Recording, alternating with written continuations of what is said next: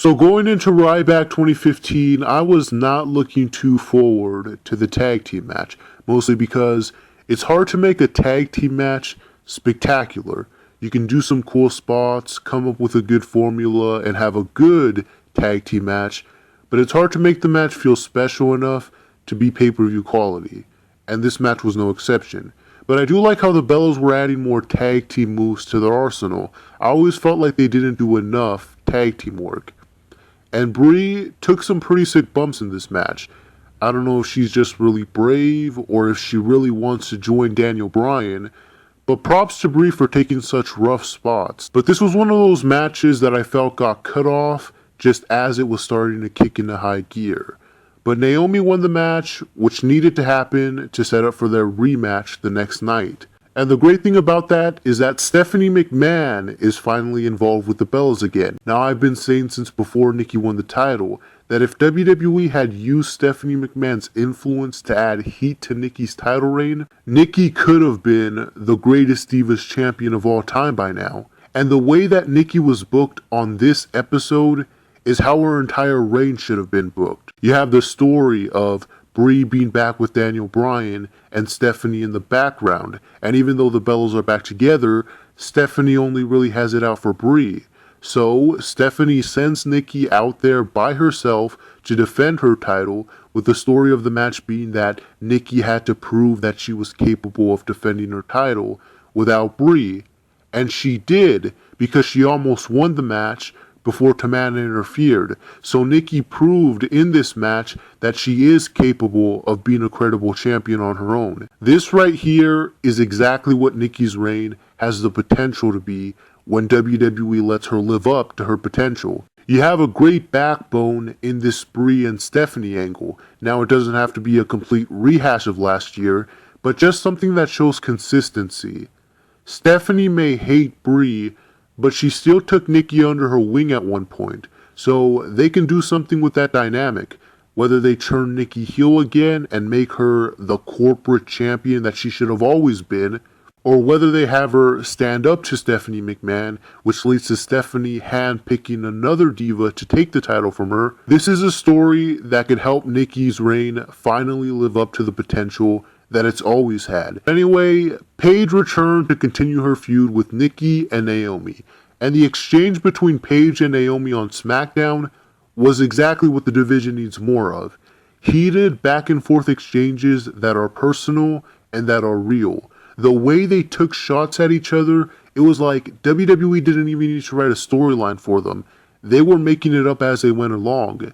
Because Naomi really is frustrated that she's been there for so long and has only had a handful of opportunities, while a diva like Paige comes up with a silver spoon in her mouth and continues to get unlimited opportunities at a time.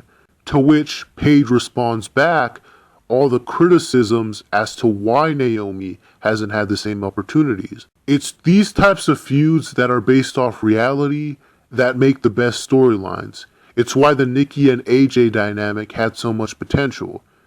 So at Elimination Chamber, it will be a triple threat match for the title. Now, you can call it whatever you want, but I think that Nikki needs to retain the championship. With Paige, it seems like she's going to get the AJ treatment, where Triple H is going to make sure that she's the center of the division no matter what happens. And Naomi is at the point now where she doesn't even need the title to be relevant, because she can actually build her entire character off of not being able to win the title. Whereas with Nikki, they've ruined every chance they've had to do anything with her. She turned face off of nothing and has gotten no character development since. The Bellas have been jobbing to Naomi and Tamina every week since WrestleMania. One week they tease doing something with Daniel Bryan and Stephanie McMahon. The next week they completely ignore it. So for Nikki to drop the title right now with no momentum, just a week after it looked like her reign was about to turn around for the better, there's nowhere for her to go from there, which is why I think she needs to retain here. But according to spoilers, Naomi is going to win. On any other situation, that would have been great. And it's not even the fact that she's taking it off Nikki, it's the fact that WWE handled Nikki so badly that her losing the title right now is going to hurt her. But moving on from all of that and getting into NXT Takeover Unstoppable, we had a tag team match between Dana Brooke and Emma versus Charlotte and Bayley. And I think this match helps back my point up about how hard it is to have an amazing tag team match.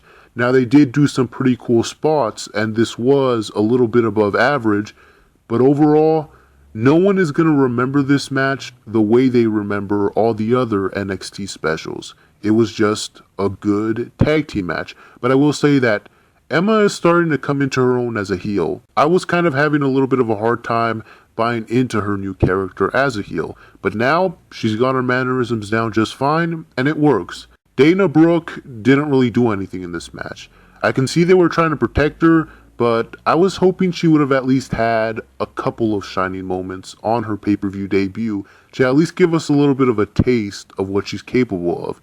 But she got nothing like that. The women's title match of the night was between Sasha Banks and Becky Lynch. I like how they worked a little bit of a different style than the other NXT specials. This wasn't a 20-minute technical wrestling masterpiece or 15 minutes of crazy spots just to rub it in everyone's face that the Divas can't do those things. This was wrestling. You had the combination of chain wrestling, the submission exchanges, which, by the way, were more brutal than anything we've ever seen, the athletic spots, the OMG moves, and above everything else, this had the emotion and it told a story. Combine all of that with the atmosphere, the commentary, the crowd, and everything else, this was an all-around perfect matchup. The incredible thing about this is how this one match made Becky Lynch into a star. In fact, this could have been the only match in Becky Lynch's career, and people would still buy into her just because of that match. That's one of the greatest parts of NXT, and it's also the most frustrating part of NXT when you look at what they're doing with the main roster. I'm really crossing my fingers for a Sasha Banks versus Nikki Bella champion versus champion match on NXT.